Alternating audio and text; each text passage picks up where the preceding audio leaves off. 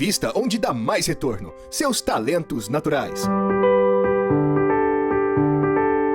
Talentos para o Sucesso.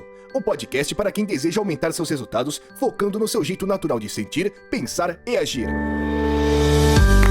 Olá, olá, seja muito bem-vindo a mais um episódio do podcast Talentos para o Sucesso. Eu sou o Zero Empatia Rodrigo Ferreira e estou aqui com ela que tem empatia transbordando pelos olhos, Rebeca Maia. Olha aí, tá vendo? Gostei, hein, Ron? Gostou? Minha empatia não tá nem lá em cima, mas eu vou aceitar, viu? Vou aceitar, acho que é o Tudo talento bem. tá me ajudando a ter empatia, mas não A gente vai descobrir isso durante o episódio de hoje. E temos aqui uma convidada super, hiper, mega especial. Ela que também é certificada como coach de pontos fortes, que mora em Portugal, é portuguesa, está na Europa, isso é muito chique dizer isso, e que já participou de um podcast, já teve um podcast, e agora tá vindo aqui dar o ar da sua graça aqui no nosso programa, a querida Margarida Dias. Bem-vinda, Margarida. Muito obrigada. Olá, Rodrigo. Prazer, Rebeca. Para mim é como se já conhecesse toda a gente. Sou ouvinte, então é como se estivesse por aqui. Muito bom, muito bem. Que legal, seja bem-vinda. Tenho certeza que os nossos ouvintes vão adorar te ouvir esse sotaque maravilhoso. E a gente vai falar hoje aqui sobre, já deu para perceber, né? Sempre que a gente começa tocando num assunto de um tema, no nome de um tema, é que a gente vai falar desse tema. E hoje o tema escolhido é o tema empatia. E a gente sempre começa aqui falando onde é que tá o empatia da gente. Então, a Beca já disse que não tá tão alto assim, mas eu vou começar, porque eu acho que ninguém tem empatia mais baixa do que eu. O meu empatia é meu último talento, 34º talento. Eu não tenho nem um pouco disso. E você, Beca, onde é que tá teu empatia aí? O meu tá no 24º, viu? Então não tá tão diferente, super não. empática. Comparada comigo, super empática. E você, Margarida, onde é que tá teu empatia? O meu é o 17º. Opa, olha, nossa, já tá muito mais alto do que a gente, né? Mas mesmo assim, mesmo nesse caso, nós somos aqui 3 não detentores, digamos assim, do talento empatia, do tema empatia entre os talentos dominantes, e que vamos falar dele. Então, como vocês já estão acostumados, provavelmente a gente vai dar aqui mais uma visão do que é não ter empatia, e você aí do outro lado vai fazendo a conversão disso para como é ter empatia. Obviamente a gente também vai tocar nesse assunto. Mas eu vou tomar a liberdade de trazer aqui a descrição do talento empatia na Gallup, e é um talento que gera muita dúvida, a gente vai falar isso também, mas para Gallup, empatia, a definição de empatia é a seguinte: as pessoas excepcionalmente talentosas no tema de talento empatia conseguem perceber as sensações dos outros se colocando na pele e na situação dos outros. E aí, meninas, como é que é empatia no mundo real? Vocês já atenderam pessoas ou convivem com pessoas que têm empatia alta?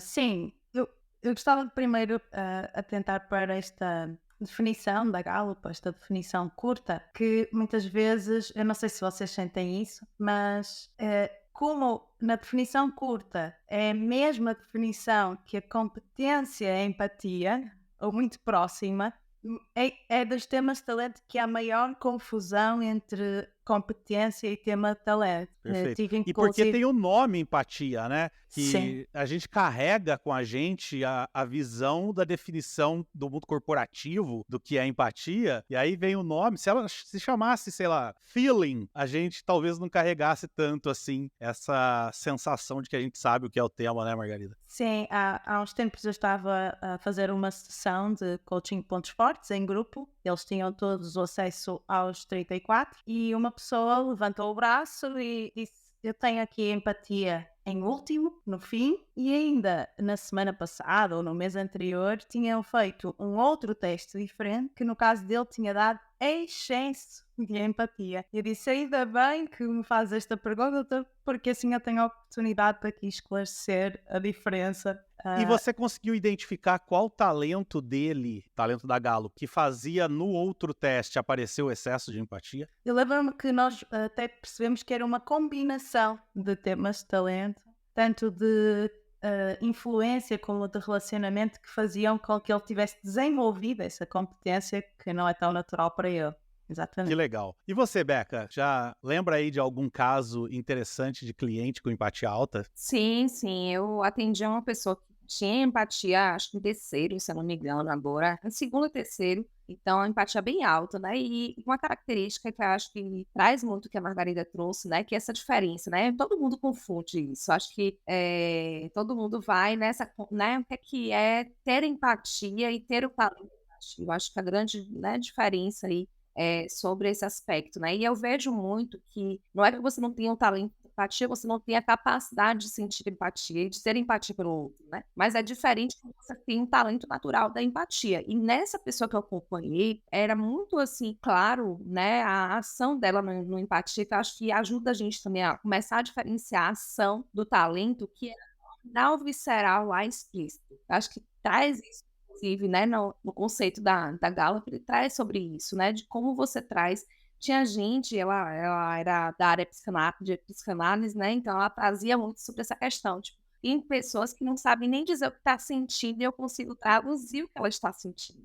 Então, isso é talento empatia, você conseguir perceber ali o outro, ouvir o outro, e você conseguir trazer em palavras o que ele está sentindo. Então, às vezes, a própria pessoa não sabe dizer, mas essa pessoa que tem um talento de empatia, ela vai conseguir captar e vai conseguir traduzir né, em nome, em sentimento, nomear ali o que a pessoa está sentindo. Então, isso me trouxe assim, uma clareza muito grande do talento na prática mesmo, do talento em ação, do empatia. E isso que você coloca, Beca, me faz pensar uma coisa interessante. Eu faço terapia, né, há muito tempo, e recentemente eu comecei a fazer terapia com um outro profissional, um outro psicólogo. E a gente estava trabalhando esse aspecto, essas questões de emoções e tal, e eu percebi, eu comentei isso com ele, que eu costumo dizer que eu sou analfabeto emocional. Eu não consigo definir o que eu tô sentindo. Então, eu brinquei dizendo assim pra ele, olha, eu acordo, eu sei que eu tô bem ou eu sei que eu tô mal. Agora, o porquê, eu não faço a mínima ideia. E aí ele virou pra mim e falou assim, tá bom, vamos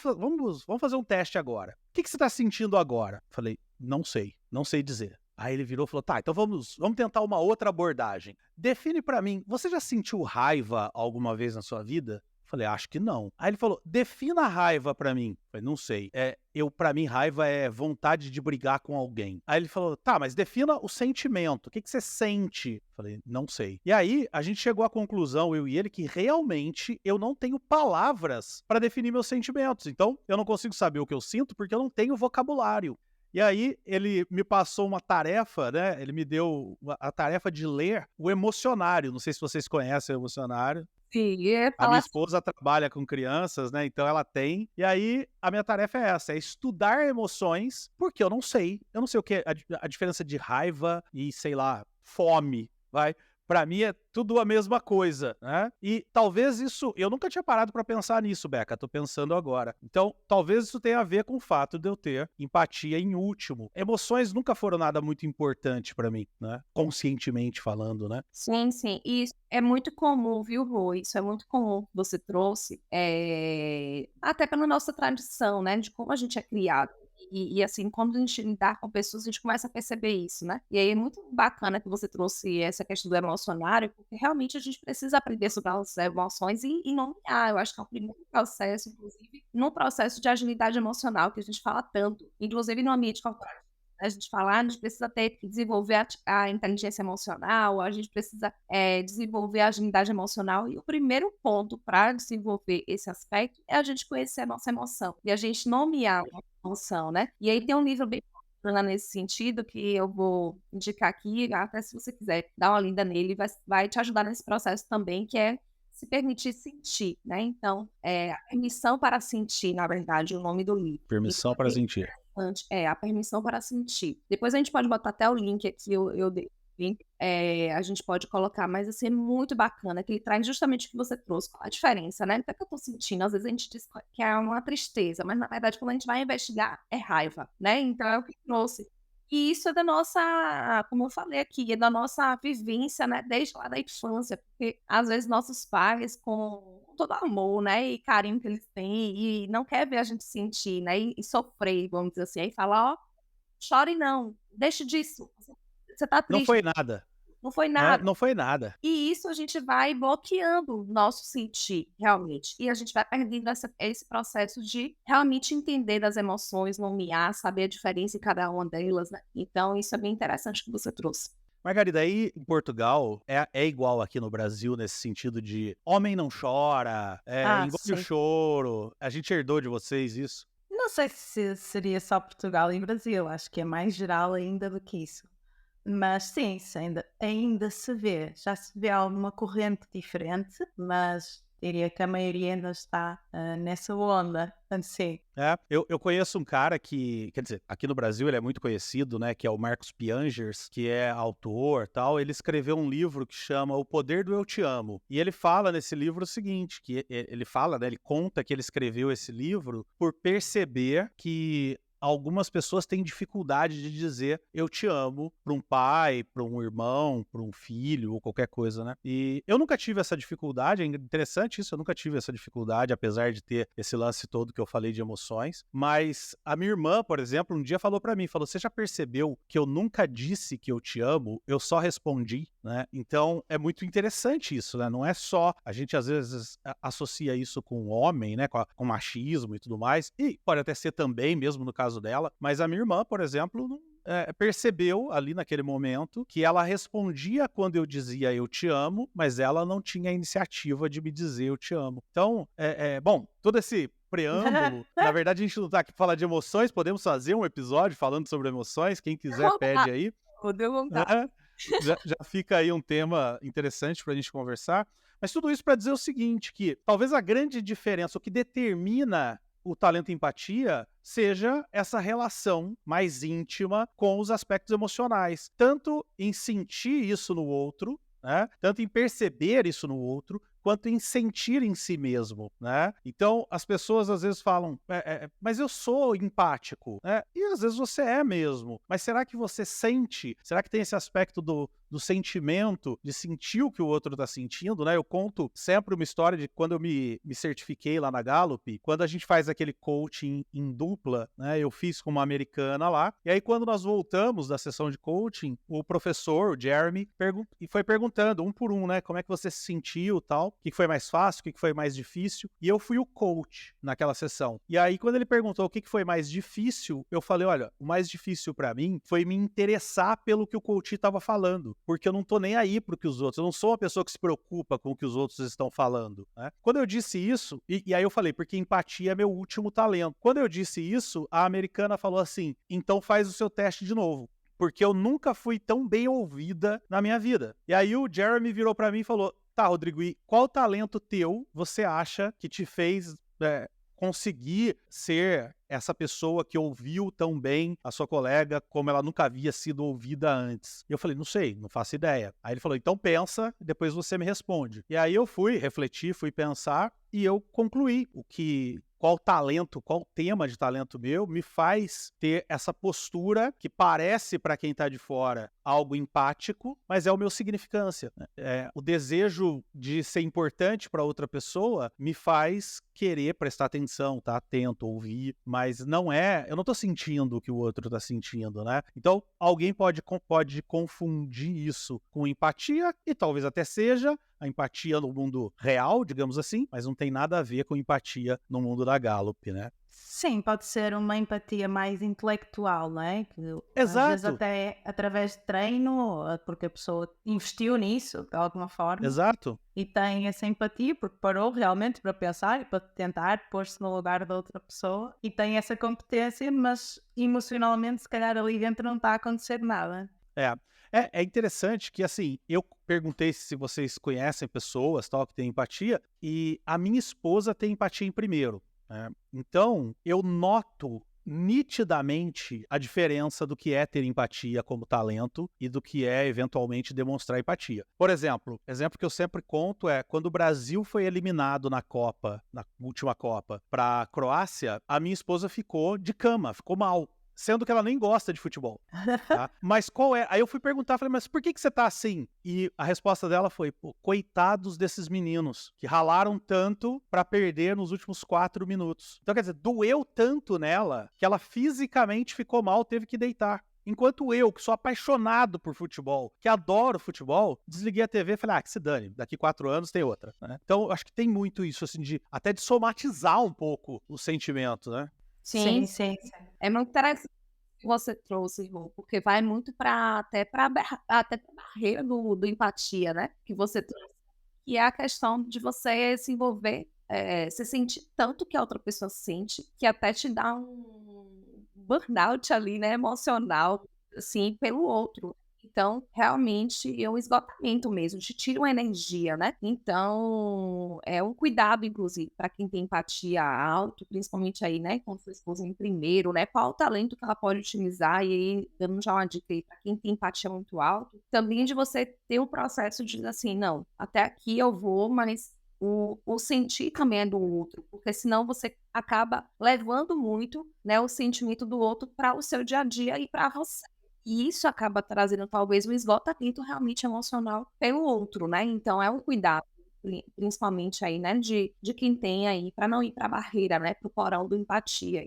Isso é bem importante. E eu lendo aqui, né, até a comparação da Gallup, eu vejo uma coisa bem importante também, né, que é o ponto de decisão de quem tem empatia. Então, não sei se percebem isso no dia a dia, mas assim, eu lembrei muito dessa pessoa que eu acompanhei que tinha empatia em terceiro, que ela era exatamente isso. Ela disse, enquanto eu não sentir, eu não consigo decidir. Enquanto eu não sentir intuição, eu não consigo ir. Então, um projeto que não me anime em termos emocionais, não toque o meu coração, não consigo realmente decidir fazer. Eu sou movida pela motivação do sentir, né? Então, e até a comparação, né, que a própria Gallup traz em relação ao analítico e a empatia. Olha que interessante.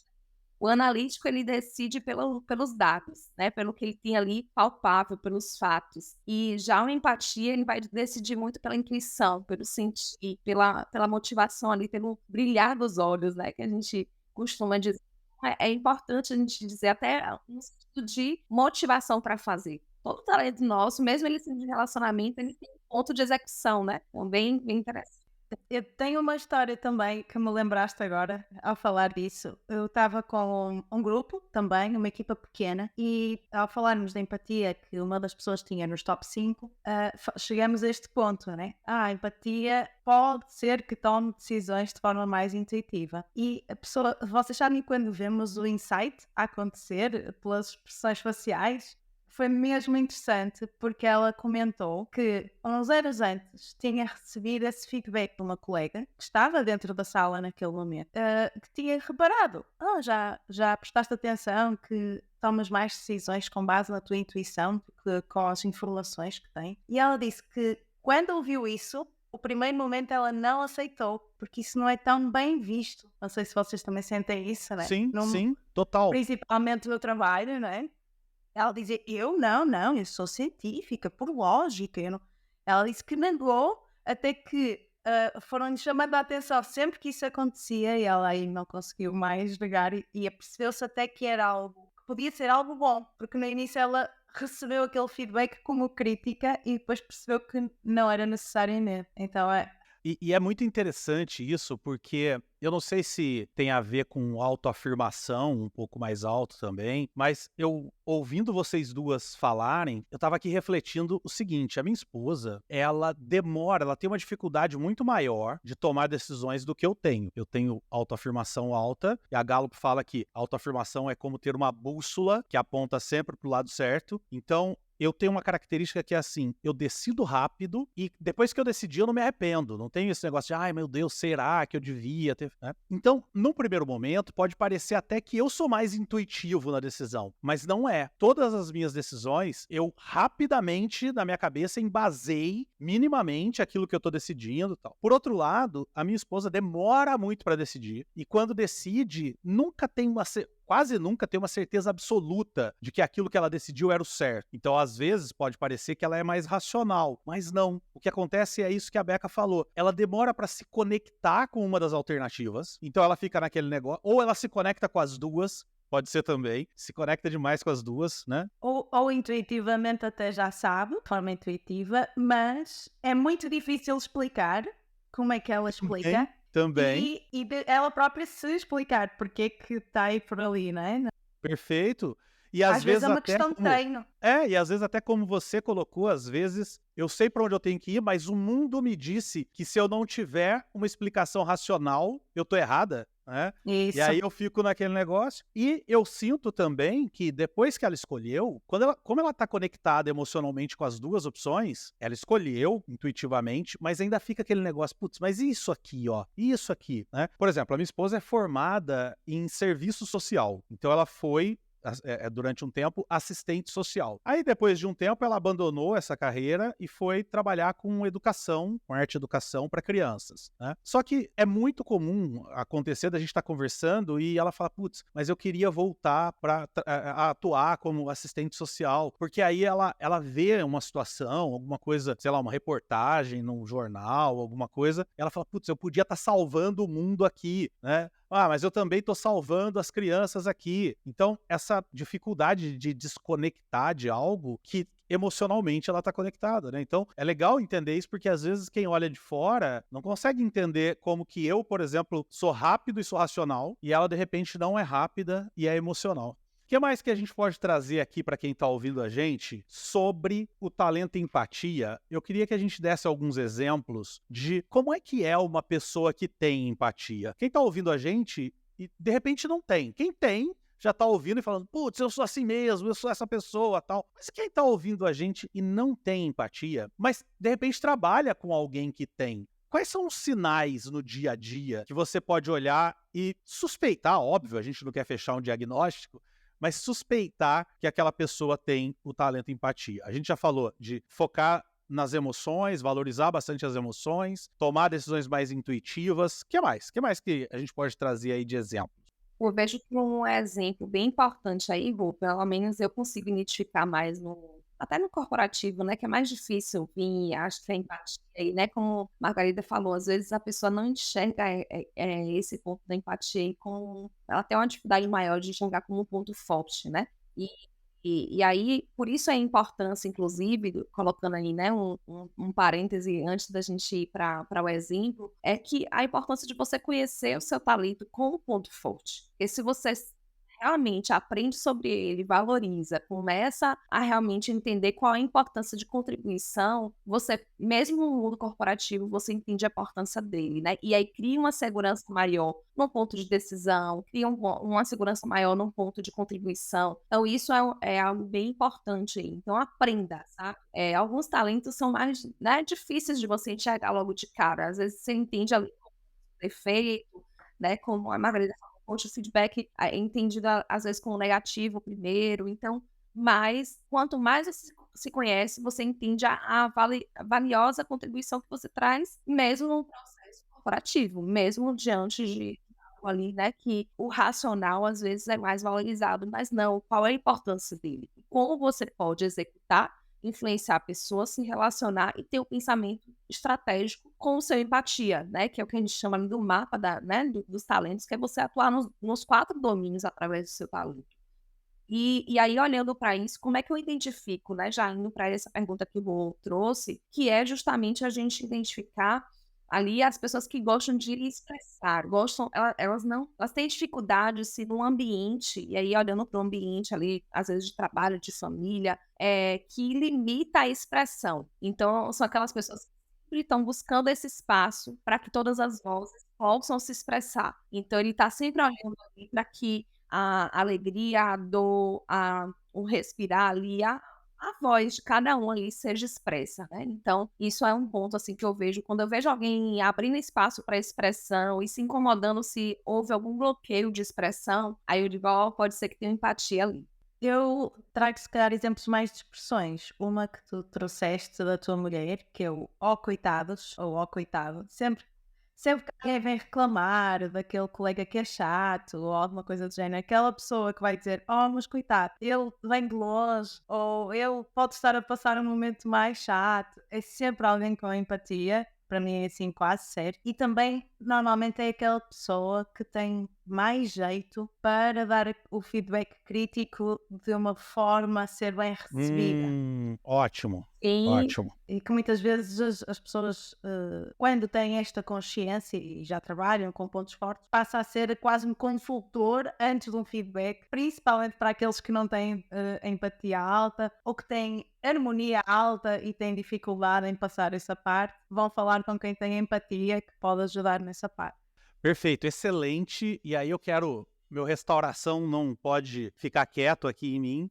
Eu gosto de olhar para isso que você colocou, Margarida, por um outro viés também. E aí eu queria trazer um pouco de sombras, de porões, de riscos, de cuidados, de pontos cegos desse talento. E um deles, que eu já encontrei num coach meu, conectado com isso que você estava falando, é quando a pessoa tem uma empatia no porão e aí ela não consegue dar o feedback negativo para alguém, porque por medo de como essa pessoa vai se sentir a hora que eu disser para ela, por exemplo, que ela não tá indo bem, que ela não tá performando e tudo mais, né? Então, quer dizer, o empatia na varanda, a pessoa sabe como falar para não machucar o outro. O empatia no porão, eventualmente, ele deixa de falar por medo de machucar o outro, né? Então, isso é um Sim. cuidado que a gente tem que ter. Engraçado. Já tinha visto exatamente isso acontecer, mas eu tinha associado à pessoa também ter harmonia. E agora lembraste-me de um outro caso engraçado. Aliás, foram pelo menos 2 pessoas que tinham empatia e imparcialidade nos top 5. E o que é que acontecia? Ambas gostavam de regras e de seguir as regras iguais para todos, mas ambas não conseguiam dizer não a uma exceção à regra, a um pedido. Isto aconteceu-me hoje, por favor, só esta vez. E então aquilo ficava ali, era muito engraçado, porque uma delas viu isso como uma vantagem, ou seja, sim, as regras também são para ter uma exceção, consigo encontrar aqui um equilíbrio, perfeito. Mas a outra pessoa ainda estava a ver, na primeira vez que falamos, como tem aqui um conflito interno, porque eu quero que as pessoas Isso. sigam as regras e depois as pessoas pedem, eu não consigo dizer que não. E é engraçado ver como ambas estavam a lidar como a mesma dupla de forma completamente diferente. E é interessante porque quando você começou a falar, a primeira coisa que veio na minha cabeça foi isso, tudo bem, não tem problema. Tá, mas aí o problema é quando a pessoa não tá bem com isso, né? Quer dizer, ela se sente mal por estar tendo que, ou por estar sendo motivada a flexibilizar a regra, porque essa pessoa aqui precisa, mas e aí o outro? Então eu não devia flexibilizar, mas se eu não flexibilizo eu vou me sentir mal. E aí como é que fica isso, né? Então foi uma coisa que veio bem na minha cabeça também. eu acho que o afeto também, né? Quem tem o empatia, ele considera muito afeto na realização. Então, eu acho que isso pode ser também uma barreira. Tipo, até nesse exemplo que ainda deu, talvez já abrir uma exceção mais para quem é mais próximo. E aí talvez venha esse conflito. Então, por quê? Porque a empatia considera muito essa questão do afeto, tá ligada à realização. Então, ponto aí que é um ponto de atenção, né? Nem sempre você vai ter uma conexão e o afeto naquele processo de realização. Às vezes você está num ambiente que ali é só um ambiente transacional. Por exemplo, eu que trabalho muito com vendedores, quando é um vendedor que vai retornar naquele cliente com frequência e tal, menos mal. Mas quando determinados tipos de venda, onde você faz uma venda a cada 20 anos, por exemplo, e o vendedor, ou seja, é uma relação muito transacional, às vezes ele não consegue ali o sentimento de conexão emocional que ele gostaria de ter, né? E aí ele precisa entender que, ok, faz parte do jogo, né? Faz parte do jogo. Agora, você sabe que em vendas, uma das coisas que eu comento com todo coach meu tem empatia e que trabalha com vendas, é que o vendedor com empatia, ele tem uma capacidade única de perceber o que o cliente está achando do processo todo de venda. Se ele gostou, se ele não gostou, em que momento eu perdi a atenção dele, em que momento eu perdi a venda. Então eu tive uma coach, por exemplo, que vendia softwares, tinha empatia, acho que em primeiro também, se eu não me engano, e tá até anotado aqui no meu guia de recursos o nome dela, e que um dos desafios dela foi valorizar a percepção que ela tinha do cliente. No passado, até antes do processo de coaching, ela, por exemplo, estava fazendo uma apresentação e aí ela tinha a sensação de, eu acho que o cliente não gostou disso aqui que eu falei. Só que ela ficava quieta, ela pô, não posso tocar nesse assunto, vai que não é isso, vai que eu tô enganada, vai, né? E geralmente ela estava certa. Esse cliente não comprava, ou ele ia reclamar daquele ponto e tal. E uma das coisas que a gente trabalhou no processo de coaching foi, quando vier isso, quando vier essa sensação, checa. Olha, cliente, eu percebi que nesse momento me deu a impressão que você não gostou muito disso que eu toquei. É isso mesmo? Não é? Tem alguma coisa que você queira falar disso? E, cara, mudou o jeito dela vender em decorrência de passar a aceitar a empatia no processo de venda, não como a busca de uma conexão de longo prazo, ou qualquer coisa do tipo, e sim como uma ferramenta para sentir o que o cliente estava sentindo. Muito bacana, né, Rô? Porque quem tem empatia consegue entender as necessidades, né?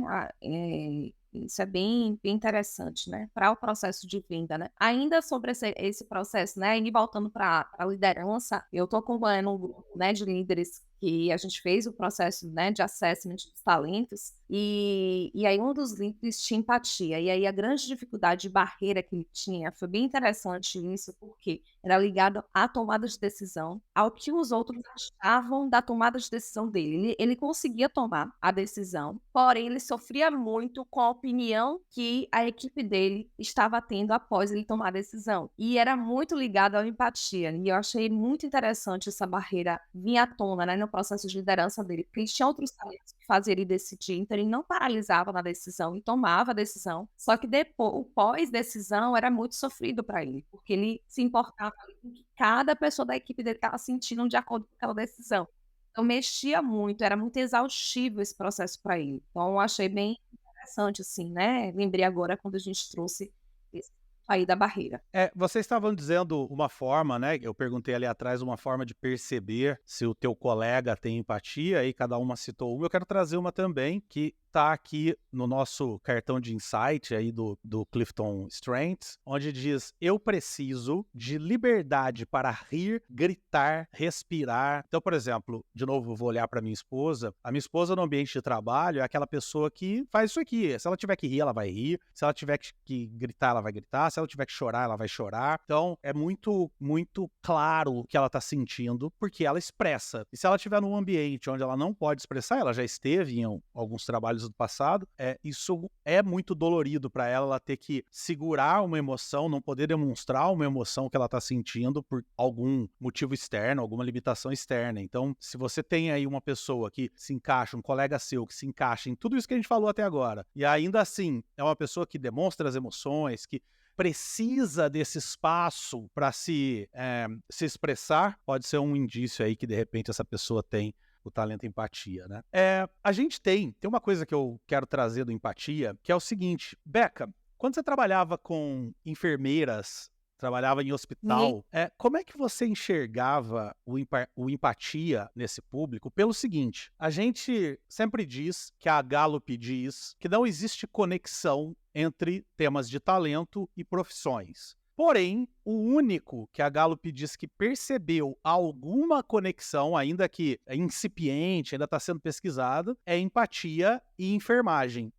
É muito comum quem é enfermeira ter o talento empatia, e quem tem o talento empatia em algum momento considerar a profissão de enfermeira. Como é que é isso? Você percebe isso na vida real? Vou perceber isso na prática. Eu trabalhei com um grupo, né? E aí foi apenas uma amostra, né, de um grupo, mas assim, um grupo relativamente, né, grande da área de saúde. E aí foi interessante porque não tinham só enfermeiros, né? Então, mas a maior parte dos enfermeiros tinha empatia, e a maior parte, e foi o talento maior desse grupo. Então, da área de saúde, né? Então, assim, isso eu Olha achei só que legal. interessante, né? Porque eu sempre gosto de ver o DNA do time. E aí, realmente, os enfermeiros tinham empatia. E a maior parte do grupo também tinha empatia. Então, acho que está ligado não só, talvez, né? E aí vai mais uma suposição aí, né? Mas, assim, não só ligado ao enfermeiro, mas a pessoas que trabalham na área de saúde, né? Então, é muito forte esse processo. Então, assim, realmente foi muito alto.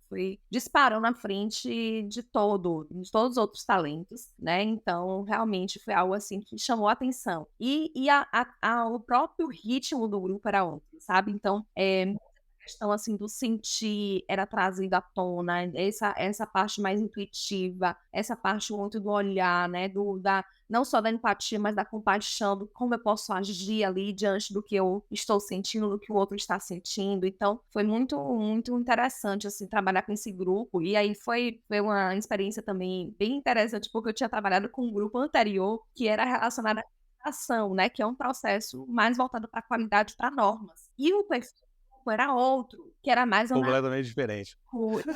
diferente. E aí eu percebi drasticamente de um encontro pro outro, porque um era tipo terça, o outro quinta, não me lembro agora exatamente o dia, que isso já tem algum tempo. E aí eu percebia drasticamente a mudança no grupo, sabe? E era o mesmo conteúdo praticamente. Claro que a gente, né, personaliza o conteúdo, mas assim, mudava muito, sabe? De um grupo pro outro, justamente por ele ter mais empatia ali. E aí eu também suponho que por isso que eu também nunca me identifiquei com a enfermagem, talvez tenha sido isso que eu logo Boa. então também é uma suposição minha não é à toa que hoje realmente tanto que o pessoal pergunta: "Rebeca, você é formada em quê?" Eu falei: "Às vezes eu até esqueço, realmente", né, porque hoje eu trabalho totalmente voltado para o desenvolvimento de pessoas, né, e realmente a enfermagem toda a minha trajetória eu considero muito importante, a enfermagem faz parte dela, mas eu realmente nunca me identifiquei com a enfermagem em si, né. Não Claro. era o teu melhor. Se você estivesse lá, não ia ser a melhor Beca, Isso, né? exatamente, exatamente. Eu fazia enquanto eu estava fazendo, eu fazia bem, mas eu não me identificava, então é muito interessante isso. Para mim foi muito interessante bem saber disto.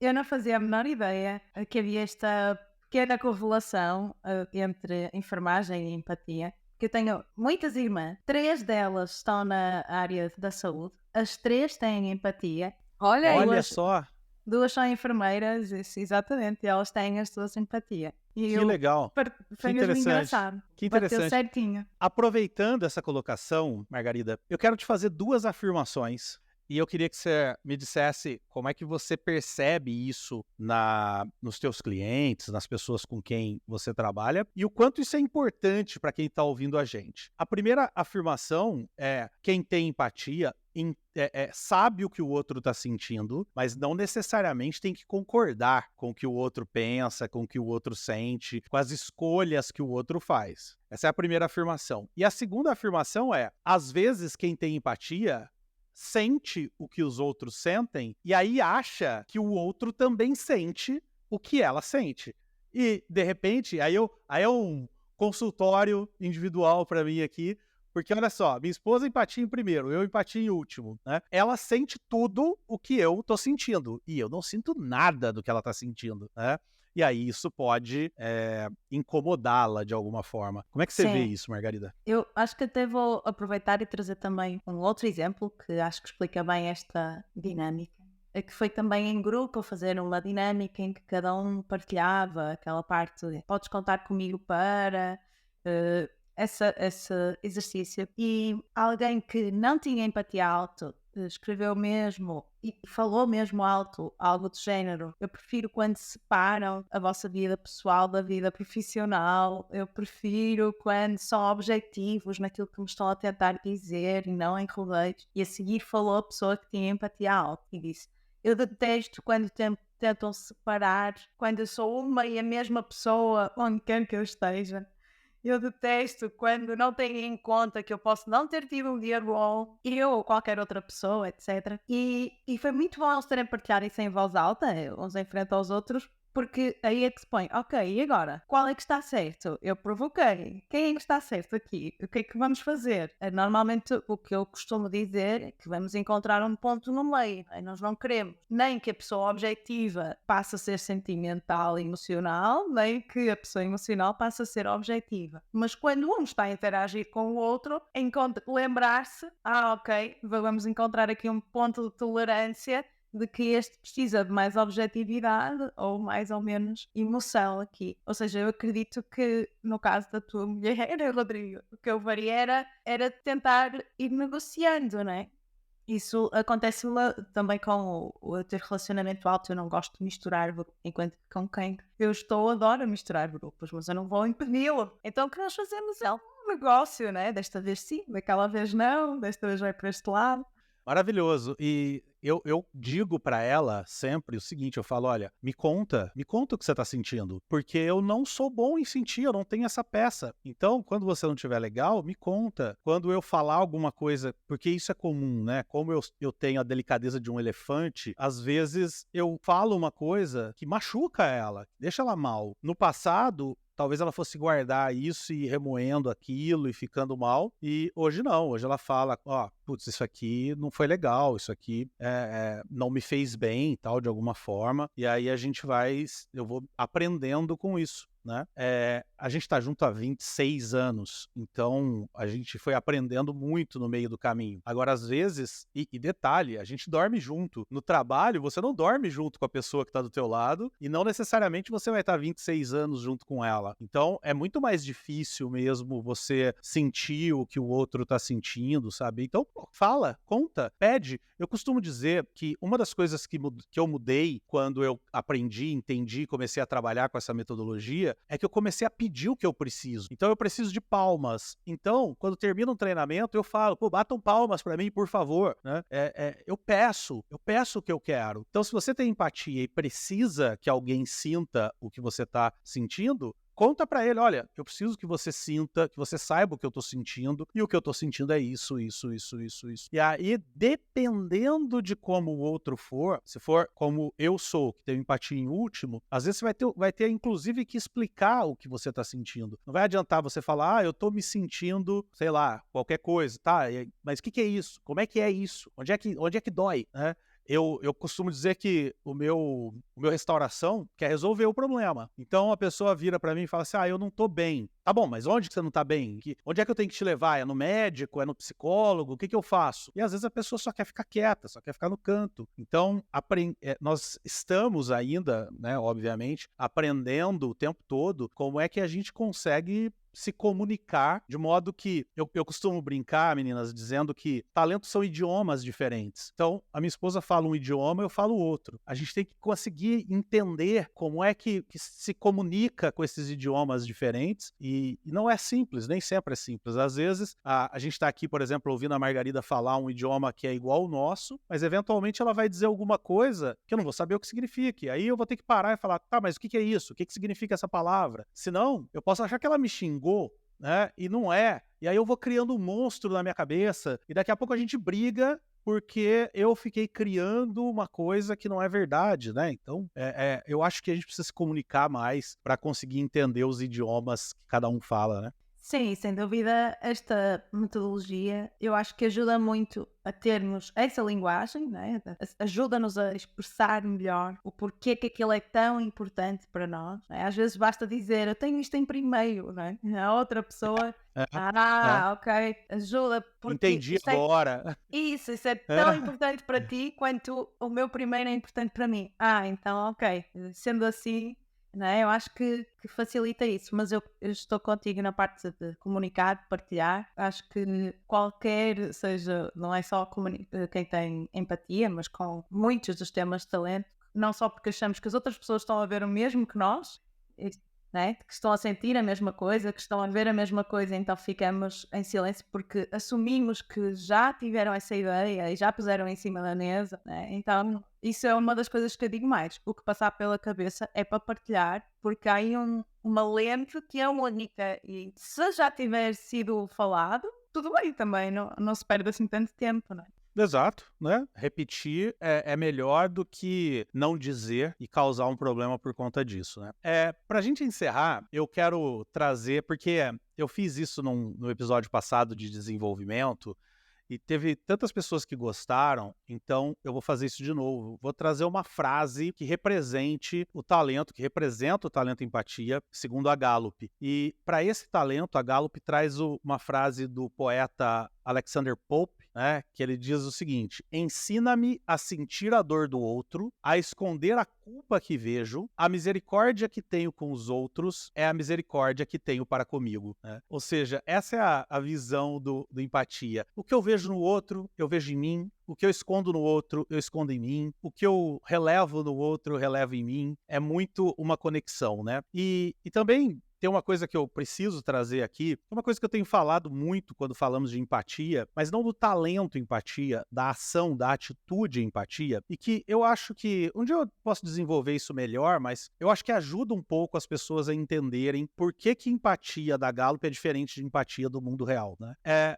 Eu costumo dizer que o que a gente chama de empatia no mundo real, na verdade, deveria se chamar alteridade. Quem está ouvindo aí, pesquisa aí o que é alteridade. E alteridade é o seguinte, eu, por exemplo, Rodrigo, nunca vou saber como é se sentir grávida. Então eu não posso ter empatia com a Rebeca, que acabou de passar por esse processo há pouco tempo, mas eu posso ter alteridade. E alteridade é eu entender racionalmente que eu nunca vou passar por isso, e aí eu me abrir para ouvir das pessoas o que é passar por isso. Isso é alteridade. Então é algo muito mais racional, né? Empatia, na vida real mesmo, e na Gallup, tem a ver com algo que é sentir, é algo de sentimento. Então, a Margarida pode ter empatia com a Rebeca no que é ser mulher, por exemplo. Eu não posso. Eu posso ter alteridade, né? Então, eu não estou dizendo que quem está nos ouvindo tem que mudar o jeito de dizer as palavras, não é isso não. Mas o que eu estou dizendo é, na medida em que você entende isso, vocês vão entender que empatia é esse sentimento, é esse negócio mais interno, mais coração, né? E o que a gente chama de empatia no mundo real é algo mais racional. Eu, por exemplo, tenho esse racional, eu não tenho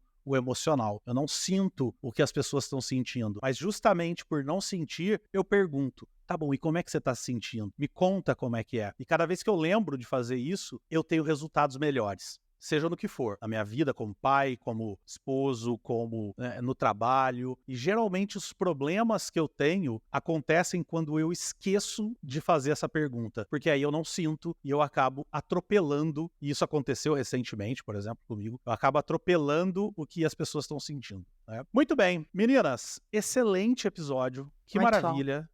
Só para terminar, eu quero trazer algumas mensagens aqui. A primeira é que esse episódio foi não só, mas especialmente oferecido para Juliana P. Eu não sei o que é o P do nome dela, mas Juliana P. lá no Spotify, que pediu lá no Spotify para a gente falar sobre esse talento empatia. Então, Juliana, tá aí para você o talento explicado e espero que você tenha gostado. Algumas outras informações. A primeira é que lá no episódio 155, quando a gente falou do tema desenvolvimento, eu coloquei uma enquete lá perguntando se você tinha o desenvolvimento entre os 5 primeiros, e olha que legal, 50% dos ouvintes tem, 50% não tem. Então tá bem dividido aí o talento desenvolvimento. Temos uma mensagem lá no episódio 155 que veio da Aline Hilares, eu acho que é isso, Aline Hilares, desculpa se eu estiver falando o seu nome errado. Ela diz o seguinte: desenvolvimento é o meu número 1. Vocês desenvolveram o meu desenvolvimento, com várias dicas. Realmente sempre tenho que ficar atenta com os porões que vão no automático. Os talentos de individualização e organização me ajudam muito. Obrigado de coração por falar desse tema que envolve todos os talentos se desenvolvendo. Foi top. Obrigado, Aline. Temos também aqui uma mensagem do Robson Miranda, nosso apoiador lá no Apoia-se. Se você ainda não é apoiador do Apoia-se, tá um QR Code em algum lugar aí para você nos apoiar, poder pedir temas,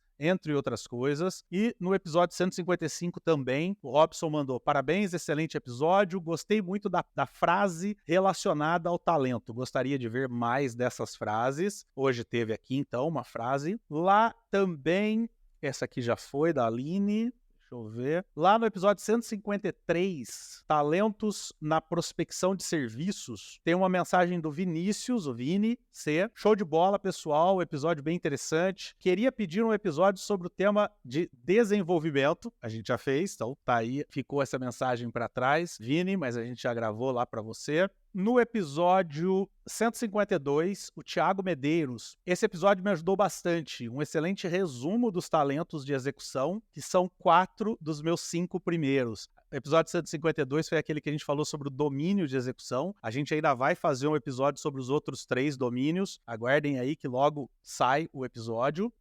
Também lá no YouTube, a Andrea Tedeschi comentou: tenho 5 dos meus top 10 talentos dentro do domínio execução. episódio de alto interesse para mim. Tá aí algumas das mensagens que a gente recebeu. A gente fica muito feliz em receber mensagens, de vez em quando a gente traz aqui para ler. Então, nos assine, compartilhe. Mensagem importante para você que está ouvindo a gente aqui, hein? O Spotify está chegando na data em que ele manda a retrospectiva dos podcasts e o próprio Spotify tem mandado para mim e-mails dizendo, lembrando de eu dizer para vocês que vai sair a retrospectiva, então quem ainda não compartilhou, não seguiu, não deu like, aproveita agora, não comentou, não respondeu enquetes, aproveita agora, porque isso conta ainda dentro da retrospectiva desse ano e sobe o Talentos para o Sucesso lá na lista de podcasts e a gente fica muito feliz. A gente ficando feliz, a gente faz mais episódios e a gente fazendo mais episódios, vocês ficam mais felizes. E só como um último lembrete, apoia.se/TPS, nos apoie, que é bastante importante para que o programa continue existindo. Meninas, muito obrigado. Margarida, obrigado pela tua presença diretamente de Portugal. E Beca, muito obrigado. Mais um desafio aí, viu? Mais um desafio. Teve essa semana aí alguém que marcou a gente no metrô ouvindo, então queria que mais gente marcasse. Foi o Robson. Foi o Robson. Boa. Então, o Robson está na Europa e marcou a gente enquanto ia de um país para o outro da Europa. Marcou a gente lá numa foto dele ouvindo um episódio, aproveitando o metrô, o trem, não sei, para ouvir o Talentos para o Sucesso. Se você nos ouviu na academia, algum lugar, tira uma foto, marca a gente que a gente compartilha lá no nosso Instagram. Muito bem lembrado, Beca. Então, para você que ficou aqui com a gente até agora, um beijo. Esteja com a gente de novo na semana que vem para mais um episódio desse podcast que sente tudo o que você está sentindo. Beijo pra vocês. Tchau, tchau. Tchau, tchau. Obrigada. Obrigado por ter ouvido o podcast Talentos para o Sucesso. Acesse nossos sites talentosparosucesso.com.br para mais informações sobre como assinar gratuitamente esse programa em seu aplicativo de podcasts favorito e não perder nenhum episódio. Precisando de coaching ou treinamentos, entre em contato, diga que é ouvinte do podcast e receba um belo desconto. Quer ter ainda mais sucesso? Crie parcerias, compartilhe esse podcast com seus contatos e vamos juntos melhorar o mundo.